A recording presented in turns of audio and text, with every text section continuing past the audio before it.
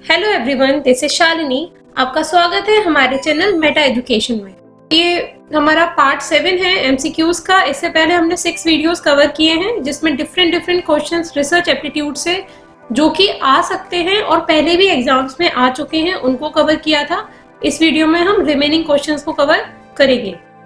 अगर आपको हमारे चैनल से रिलेटेड और कोई वीडियोस चाहिए या फिर एमसीक्यूज का सीरीज आपको देखना है तो आप हमारी वेबसाइट metaeducation.co.in को लॉगिन कर सकते हैं। वहां पर आपको फ्री एमसीक्यूज एंड क्विजेस मिल जाएंगे। उसके अलावा आप हमारे Facebook page, Facebook group and Instagram page को भी लाइक कर सकते हैं, फॉलो कर सकते हैं फॉर डेली अपडेट्स। आज का क्लास शुरू करते हैं। इस सीरीज के पार्ट 5 में हमने क्वेश्चन नंबर 65 बताया था जिसमें कुछ करेक्शन था। ये क्वेश्चन था phenomenology is a method basically used in, जिसका हमने करेक्ट आंसर एजुकेशनल रिसर्च बताया था, जबकि इसका करेक्ट आंसर होगा फिलोसफिकल रिसर्च। तो आप इसको करेक्ट कर लीजिएगा अगर आपने उस वीडियो में देखा हो और आपको कोई डाउट लगा हो तो।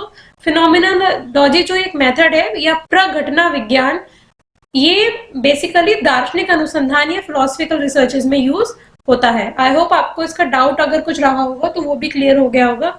चलिए आज के जो रिमेनिंग क्वेश्चंस हैं उनको स्टार्ट करते हैं। 90 क्वेश्चंस हमने पिछले वीडियोस में कवर कर लिए हैं। इस वीडियो में हम रिमेनिंग 10 क्वेश्चंस को करेंगे और आपको फिर से वही करना है कि आपको वीडियो के साथ साथ आंसर्स देते चलने हैं, जिससे कि आपके डाउट्स भी अगर आपको रहता है कुछ तो आप कमेंट बॉक्स में कमेंट करके पूछ सकें और हम आपके डाउट को क्लियर कर सकें।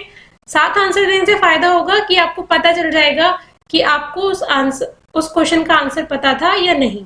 चलिए क्वेश्चन नंबर 91 देखते हैं। Which one of the following is a non probability sampling method? निम्नलिखित में से कौन सी असंभाव्य प्रतिचयन की एक विधि है? आपका टाइम शुरू हो गया है। First is simple random sampling, सरल यादृच्छिक प्रतिचयन। बी स्ट्रेटिफाइड सैम्पलिंग, स्तरीकृत प्रतिचयन। सी क्लस्टर सैम्पलिंग, गुच्छ प्रतिचयन। And D quota sampling, quota प्रतिचयन। Which one is correct? जल्दी से आंसर दीजिए। यस, इसका जो करेक्ट आंसर होगा वो होगा Kota sampling.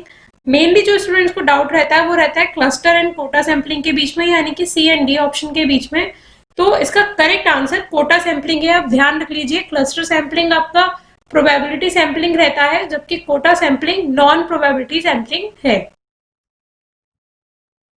Question number 92, a working hypothesis is, कार्यकारी प्रकल्पना होती है। A a proven hypothesis for an argument, किसी तर्क के लिए प्रमाणिक प्रकल्पना।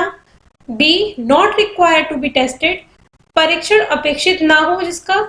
सी a provision accepted hypothesis for further research, आगे और अधिक शोध के लिए अंतिम रूप से स्वीकार्य प्रकल्पना। डी अ साइंटिफिक थ्योरी, एक वैज्ञानिक सिद्धांत। विच वन इज करेक्ट? जल्दी से बताइए। इसका जो करेक्ट आंसर है वो है C a provisionally accepted hypothesis for further research. जो आपकी वर्किंग हाइपोथेसिस होती है वो जो होती है जो आपने जब रिसर्च फ्रेम कर रहे हो उस समय जो बनाई होती है उनको हम वर्किंग हाइपोथेसिस कहते हैं, जिसपे आप अपना काम कर रहे हैं। और टेस्टेबल हाइपोथेसिस हमारी नॉर्मली नल हाइपोथेसिस कहलाती है। Question number 93, if a researcher conduct a research on finding out which administrative style contributes more to instructional effectiveness, this will be an example of। यदि एक शोधकर्ता एक अनुसंधान करता है कि किसी संस्था की प्रभाविकता को कौन सी प्रशासनिक शैली का योगदान अधिक होगा, तो वह इनमें से कौन सा अनुसंधान करेगा?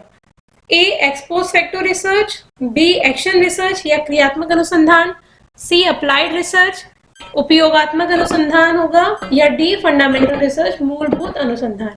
इनमें से इस टाइप की रिसर्च को किस कैटेगरी में रखा जाएगा? आंसर दीजिए जल्दी से।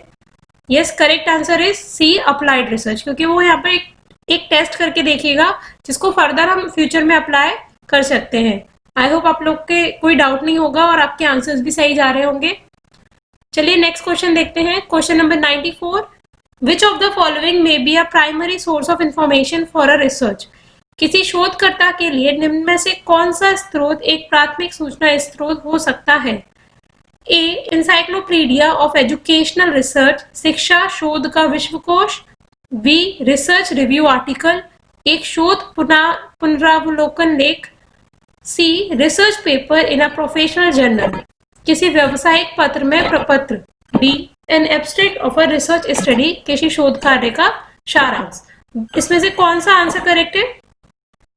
Yes, correct answer is C, research paper in a professional journal, किसी व्यवसायिक पत्र में प्रपत्र। यही आपका जो है वो प्राइमरी सोर्स ऑफ इंफॉर्मेशन कहलाएगा। बी जो है अ रिसर्च रिव्यू आर्टिकल, वो इसलिए नहीं कहलाएगा क्योंकि वो आर्टिकल भी किसी और रिसर्च का रिव्यू है, वो हमारा सेकेंडरी जो है इंफॉर्मेशन सोर्स हो गया।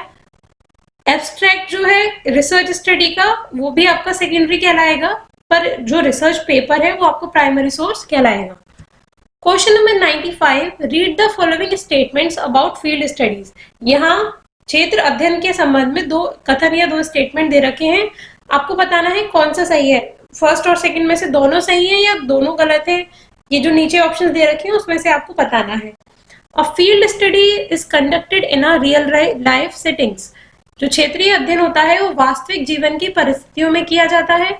सेकंड स्टेटमेंट है, it effectively uses scientific method, इसमें वैज्ञानिक विधि का प्रभावी उपयोग होता है। कौन सा करेक्ट ऑप्शन है? फर्स्ट है, first is correct but second is not. Second है, second is correct but first is not. C है, both first and second are true. And D is none of two is true. Which one is correct, जल्दी बताइए। Yes, correct answer is one is correct but second is not. देखिए, जो field study के बारे में कह रहे हैं कि वो रियल लाइफ सेटिंग्स में होता है, ये बिल्कुल सही बात है। जो भी फील्ड स्टडी या क्षेत्रीय अध्ययन होते हैं वो वास्तविक जीवन की परिस्थितियों में ही किए जाते हैं।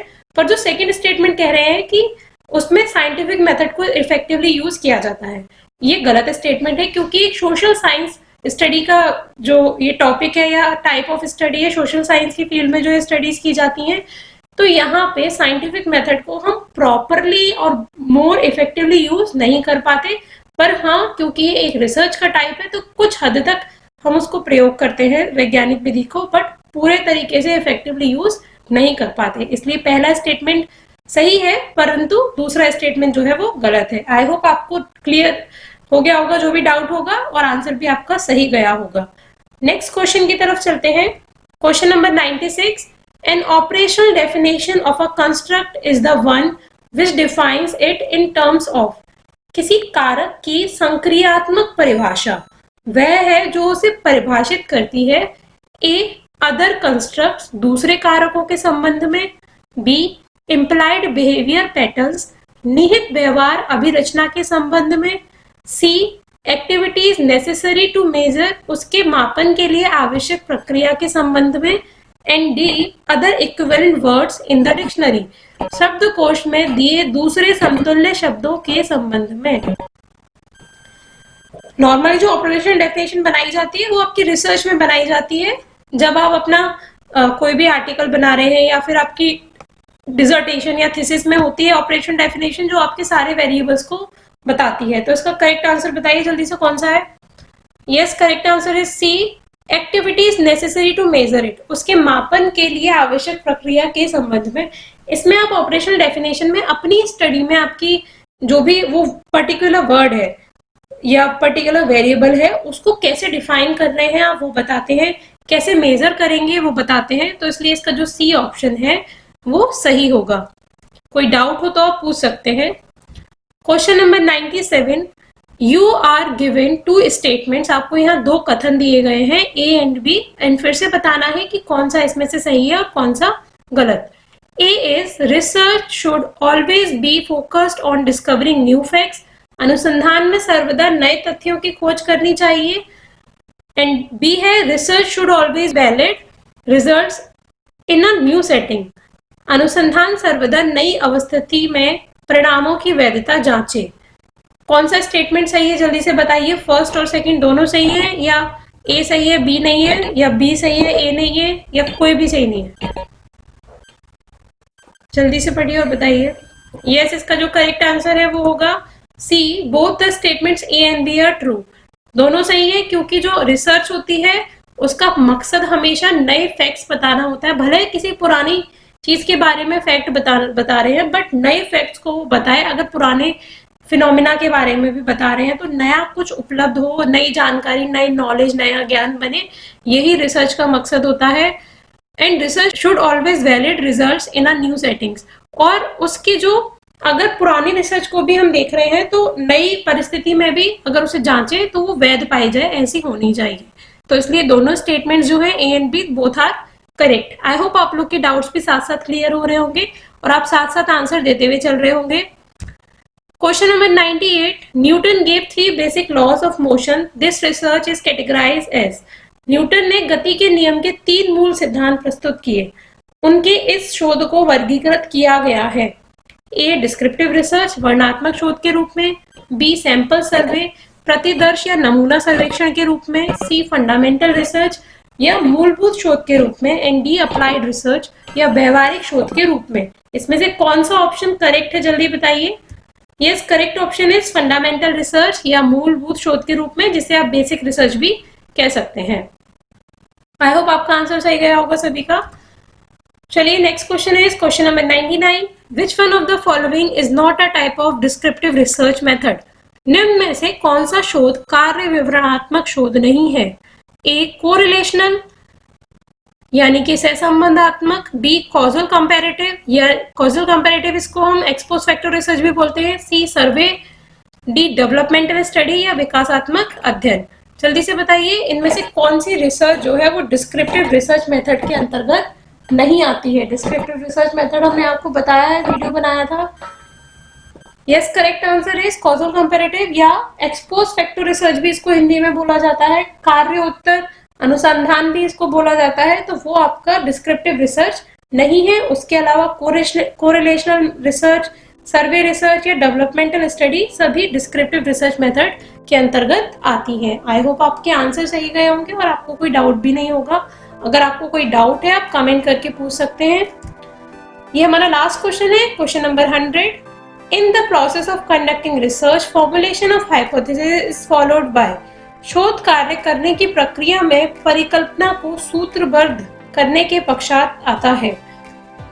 हाइपोथेसिस बनाने के बाद क्या स्टेटमेंट आएगा आपका, स्टेटमेंट ऑफ द ऑब्जेक्टिव, उद्देश्यों का कथन, एनालिसिस ऑफ डेटा, आंकड़ों की व्याख्या, सी सिलेक्शन ऑफ रिसर्च टूल, शोध उपकरण का चयन, या डी है कलेक्शन ऑफ डेटा, आंकड़ों का एकत्रीकरण।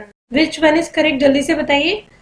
Yes, correct answer is selection of research tool. आप हाइपोथेसिस बना लेंगे, उसके बाद में इन चारों स्टेटमेंट में से आपका सिलेक्शन ऑफ रिसर्च टूल आएगा, जबकि स्टेटमेंट ऑफ ऑब्जेक्टिव्स आप हाइपोथेसिस बनाने से पहले दे चुके होते हैं और टूल्स सेलेक्ट करने के बाद में आप कलेक्शन ऑफ डेटा करेंगे एंड उसके बाद में एनालिसिस ऑफ डेटा करेंगे। तो इसलिए इनमें से जो करेक्ट ऑप्शन है वो है ऑप्शन सी। आई होप आपके आंसर सभी सही गए होंगे। आप हमें कमेंट बॉक्स में कमेंट करके बता सकते हैं कि आपके आउट ऑफ 10 कितने क्वेश्चन सही गए और आपको ये सीरीज कैसा लगा। ये सीरीज का हमारा लास्ट वीडियो था, इसके बाद में हम एमसीक्यूज का कोई सीरीज नहीं डालेंगे। रीजन वही कि हमारे साथ में आप लोग लाइव नहीं जुड़ पाते, जितना नंबर ऑफ पॉपुलेशन होना चाहिए उतना नहीं होता, इसलिए हमका लास्ट वीडियो था। आई होप आपको हमारा ये सीरीज पसंद आया होगा। जो भी आपके व्यूज, जो भी आपके फीडबैक रहे हो, आप हमें मेन कमेंट बॉक्स में कमेंट करके बता सकते हैं और इन वीडियोस को अपने फ्रेंड्स को शेयर कीजिए। अगर आपको ये वीडियो पसंद आया है then like this video, share with your friends. अगर आप इस चैनल पे नए हैं then subscribe our channel. Thank you and have a nice day.